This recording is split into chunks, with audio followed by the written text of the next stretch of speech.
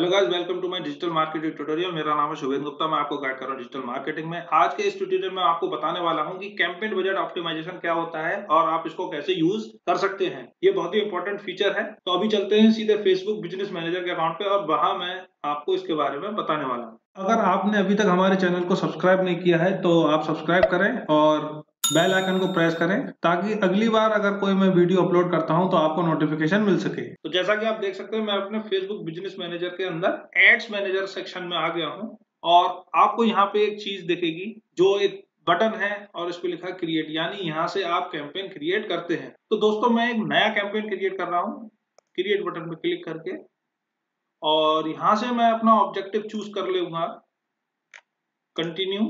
तो दोस्तों, मैं जब नीचे आऊंगा तो मुझे यहाँ पे एक ऑप्शन दिख रहा है कैंपेन बजट ऑप्टिमाइजेशन। ये क्या होता है, मैं इसको ऑन करता हूं तो फर्दर मेरे पास क्या इंफॉर्मेशन आती है। तो यहाँ मेरे को जो चीज दिखाई दे रही है वो दिखाई दे रही कैंपेन बजट, डेली बजट और life time budget. Life time budget पूरे कैंपेन का होता है और डेली बजट वो बजट होता है जो आप डेली खर्च करना चाहते हैं। तो यहाँ पे आपके बजट का ऑप्टिमाइजेशन होगा कैंपेन के ऊपर। तो अभी एक एग्जांपल देता हूँ, लाइव एग्जांपल, उससे आप इस चीज को ज्यादा समझ जाएंगे कैंपेन बजट ऑप्टिमाइजेशन क्या होता है। तो सबसे पहले हम समझते हैं कि अकाउंट का स्ट्रक्चर कैसा होता है फेसबुक बिजनेस मैनेजर के अंदर। So as you see, we have campaign under which we have ad sets under which we have ads। तो दो तरीके से आप बजट को लगा सकते हैं, या तो आप कैंपेन पे लगाएं या फिर एड सेट पे लगाएं। कुछ समय पहले तक आप एड सेट पे बजट लगाते थे, पर फेसबुक ने अब ये ऑप्शन दे दिया है कि आप कैंपेन पे भी बजट लगा सकते हैं। पर उस केस में क्या होगा, अगर आप एक कैंपेन के अंदर दो अलग अलग एड सेट बना रहे हैं। तो एक और इमेज में आपको शो कर रहा हूं जहां से आपको पता चल जाएगा कि कैंपेन बजट ऑप्टिमाइजेशन क्या करता है। तो पहले बात करते हैं दोस्तों विदाउट कैंपेन बजट ऑप्टिमाइजेशन की। यहाँ पे एक कैंपेन है जिसके अंदर तीन एड सेट है, ad set 1, ad set 2, ad set 3, और तीनों के ऊपर ही 10 डॉलर मैं खर्च कर रहा हूँ और जो टोटल कन्वर्जन हो रहे हैं वो 10 हो रहे हैं। तो आप देख रहे हैं कि यहाँ पे जो बीच वाला जो एड है उसकी परफॉर्मेंस सबसे ज्यादा अच्छी है, यानी उसका रिटर्न ऑन इन्वेस्टमेंट सबसे ज्यादा अच्छा है। जबकि जो लेफ्ट मोस्ट पे है और राइट मोस्ट पे है उसपे कन्वर्जन इस मिडिल वाले से कम है। लेकिन यहाँ पे क्या हो रहा है कि रुपए $30 ही खर्च हो रहे हैं और तीनों में इक्वली डिस्ट्रीब्यूट हैं, जब हमने कैंपेन बजट ऑप्टिमाइजेशन को चूज नहीं करा है। अगर हम कैंपेन बजट ऑप्टिमाइजेशन का ऑप्शन चूज करते हैं तो कैंपेन पे हम फिर से कितने डॉलर खर्च कर रहे हैं, $30 ही खर्च कर रहे हैं। उस केस में जो एड सेट 1 है और एड सेट 3 है उसकी परफॉर्मेंस पे कोई ज्यादा इफेक्ट नहीं पड़ रहा है। जबकि आप देख सकते हैं कि उनकी परफॉर्मेंस पे जो खर्च होने वाला रुपया है वो पहले से कम है। यहाँ भी हमें 3 कन्वर्जन मिल रहे थे, यहाँ भी हमें 3 कन्वर्जन मिल रहे हैं, पर हमारे जो रुपए हैं वो कम खर्च हो रहे हैं। उसी तरीके से इसके लिए जो एड सेट 3 था विदाउट में, वहां हम $10 जब खर्च कर रहे थे तो हमें 2 कन्वर्जन मिल रहे थे, पर यहां हमने 2 कन्वर्जन के लिए केवल $5 खर्च करे हैं।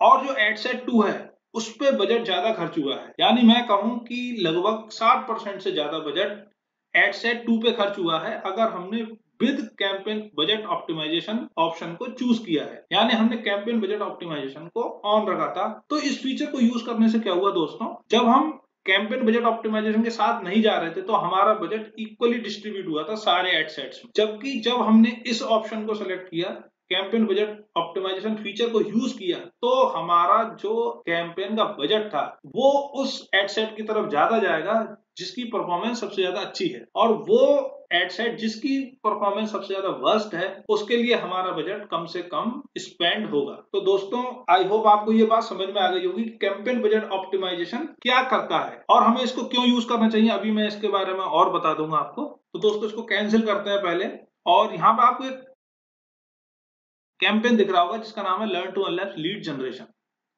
अगर मैं इस पर क्लिक करता हूं तो दोस्तों आप देख सकते हैं यहाँ पे 2 एड सेट बने हैं और इनका बजट क्या है, ₹400 डेली। यानी ये जो 2 एड सेट बने इनका जो बजट है वो ₹400 डेली मैंने पहले से सेट कर रखा है। तो यहाँ दोस्तों मैं इस केस की बात कर रहा हूँ विदाउट कैंपेन बजट ऑप्टिमाइजेशन। यहाँ सारे ही जो एड सेट थे उनपे $10 पहले से लगे हुए हैं, वहां मैंने ₹400 लगा रखे हैं, जबकि मेरे एड सेट 2 है। लेकिन अगर मैं कैंपेन बजट ऑप्टिमाइजेशन को चूज करूंगा तो जरूरी नहीं है कि वो बजट इतना आए, वो बजट डिफरेंट हो सकता है। अगर एडसेट 2 की परफॉर्मेंस अच्छी रही तो मान लीजिए यहाँ 800 रुपीज खर्च हो रहा है, मैंने डेली बजट सेलेक्ट करके रखा है 800 रुपीज, तो हो सकता है कि 600 रुपए एडसेट 2 को चले जाएं और 200 ही रुपए एडसेट 1 के पास आए। तो आप समझ रहे हैं ना कि कैंपेन बजट ऑप्टिमाइजेशन फीचर क्या करता है। कैंपेन बजट ऑप्टिमाइजेशन फीचर उस एडसेट के लिए ज्यादा से ज्यादा बजट एलोकेट करता है जिस एडसेट की परफॉर्मेंस अच्छी रहती है। क्वेश्चन ये अराइज होता है कि इसकी जरूरत हमें क्यों पड़ती है।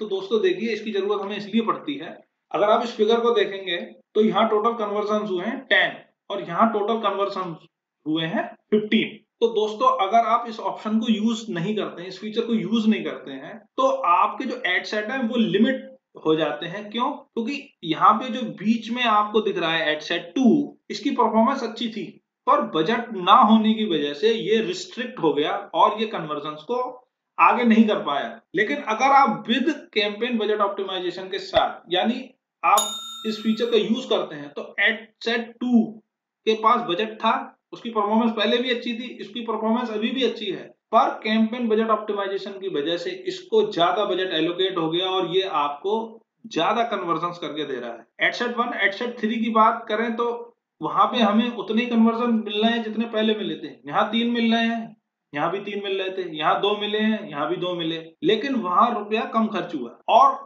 एडसेट 2 को बूस्ट किसने दिया?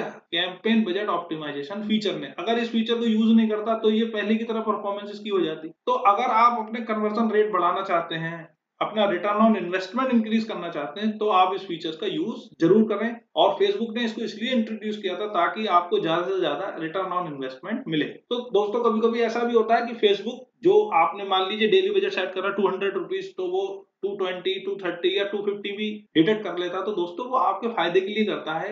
अगर उसको लगता है कि आपके किसी एडसेट की परफॉर्मेंस बहुत अच्छी जा रही है, किसी कैंपेन की परफॉर्मेंस बहुत अच्छी जा रही है, तो वो उसको बूस्ट कर देता है और उसमें और ज्यादा पैसा लगा देता है ताकि आपके कन्वर्सन ज्यादा से ज्यादा हो जाएं।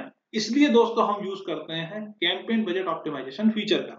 अब दोस्तों इसके क्या क्या एडवांटेजेस हैं उसके बारे में बात कर लेते हैं, क्योंकि कैंपेन बजट ऑप्टिमाइजेशन को जब हम यूज कर रहे हैं तो 2 एडवांटेज तो मैंने आपको यहाँ बता ही दिए। और क्या यूज कर सकते हैं? Obtain more values from campaigns by distributing more of the budget to the highest performing ad sets, advertiser can maximise the value of their campaign. Budget optimisation work continuously and in real time to capture the most result for your budget, effectively lowering your total cost per result. तो दोस्तों कई सारे लोग हैं जो शिकायत करते हैं कि फेसबुक में उनके एड्स काम नहीं कर रहे हैं। तो दोस्तों फेसबुक एड्स बनाना बहुत ज्यादा आसान नहीं है। उस पर काफी सारी आपको इनसाइट्स देखनी पड़ती हैं, मेजरमेंट्स करने पड़ते हैं, आपको अपनी टारगेटिंग बहुत स्पेसिफिक रखनी होती है, वो ना तो ज्यादा नैरो हो जाए ना ज्यादा वाइड हो जाए। तो आप अपनी वैल्यूज को कैसे यूज कर सकते हैं, जैसा कि मैंने अभी बताया था कि एक एड सेट को परफॉर्मेंस अगर अच्छी मिल रही है तो उसको बूस्ट देने के लिए आप इस ऑप्शन को यूज करें। So you can obtain more values from campaigns, spend less time managing campaigns. सबसे अच्छी बात इसमें यह है कि अगर आपको डुप्लीकेट बनाना है किसी एड का और आप कैंपेन बजट ऑप्टिमाइजेशन फीचर के साथ जाना चाहते हैं, तो आपने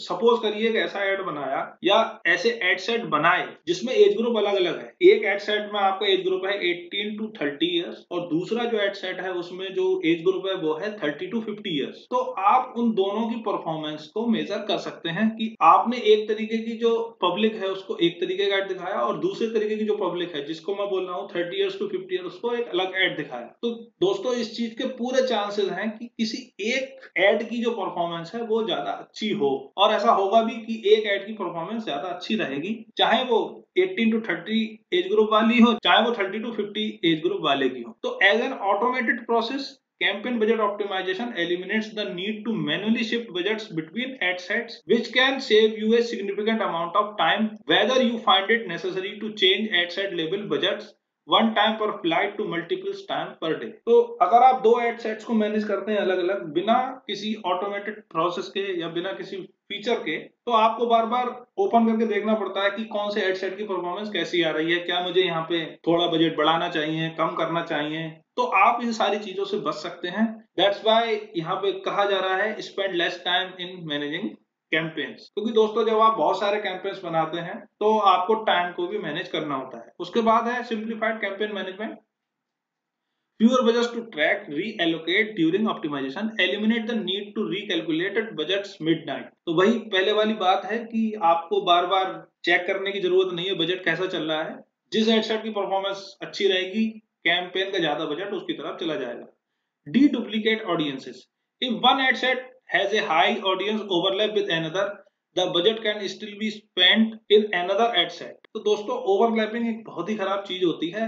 अगर मान लीजिए दो शहर हैं पास पास हैं और आपने दोनों शहर ले लिए, तो जब आप उसके आसपास की रेडियस को सिलेक्ट करते हैं इन ऑडियंस टारगेटिंग, तो उसमें पर्संस क्या ओवरलैप हो जाते हैं। तो ओवरलैप को भी कम कर सकता है कैंपेन बजट ऑप्टिमाइजेशन। उसमें ये होगा कि ऐसे पीपल जो एक एड सेट में है और उनको एक बार एड दिख गया, तो उन पे जो रुपया खर्च हो रहा है वो ज्यादा हो जाएगा, और अदर जो एड ग्रुप है या फिर जिसको एड सेट बोल रहे हैं वहां पे रुपया कम खर्च होगा। About restarting the learning phase, campaign budget optimisation does not trigger learning phase when distributing budget across ad sets in comparison to manually shift budgets between ad set which does restart it। तो दोस्तों क्या होता है, learning की बात हो रही है यहाँ पे। तो जैसे आप एड सेट का बजट अगर बीच में चेंज करते हैं, जो आपका एड सेट है या जो कैंपेन है वो लर्निंग मोड में चला जाता है, यानी वो लर्न कर रहा है कि किस हिसाब से आपने बजट चेंज किया है और उसको किस तरीके से ऑप्टिमाइज करना है। तो वो सारी जो दिक्कत है, जो टाइम लेता है, वो सारी यहाँ पे खत्म हो जाती है अगर आप इस फीचर को यूज करते हैं। CBO, campaign budget optimization, effectively spent across audiences. Campaign budget optimization can find the lowest cost opportunity across all ad sets and the markets they target। तो आप लोएस्ट बिड स्ट्रेटेजी यूज करेंगे तो आपको कम से कम रुपए में ज्यादा से ज्यादा कन्वर्जन मिलने के चांसेस रहेंगे। तो दोस्तों marketing is all about applying strategies and test and retest and test again. यहाँ कोई यूनिवर्सल लॉ नहीं है, आपको चीजें टेस्ट करनी है। तो टेस्ट करने के लिए आपको चाहिए टाइम। तो उस टाइम को कैसे मैनेज कर सकते हैं, ये जो छोटे छोटे फीचर्स हैं इनसे आप मैनेज कर सकते हैं। आप कैंपेन बजट ऑप्टिमाइजेशन का ऑप्शन चूज करें, आप 2 एड सेट या 3 एड सेट बनाएं, तो जो भी एड सेट आपकी इच्छा परफॉर्मेंस करेगा उसकी तरफ आपका बजट बायस हो जाएगा। अगर आपको और ज्यादा जानकारी चाहिए तो आप facebook.com/business/help पे जाकर ले सकते हैं। ये कैसे काम करता है, सारी चीजें यहाँ पर है। वैसे मैंने जो भी इंपॉर्टेंट चीज है इसके बारे में वो सारी आपको बता दी है। आई होप वो सारी बातें आपके समझ में आ गई होंगी। इसी के साथ मैं दोस्तों आज की बात खत्म करता हूँ।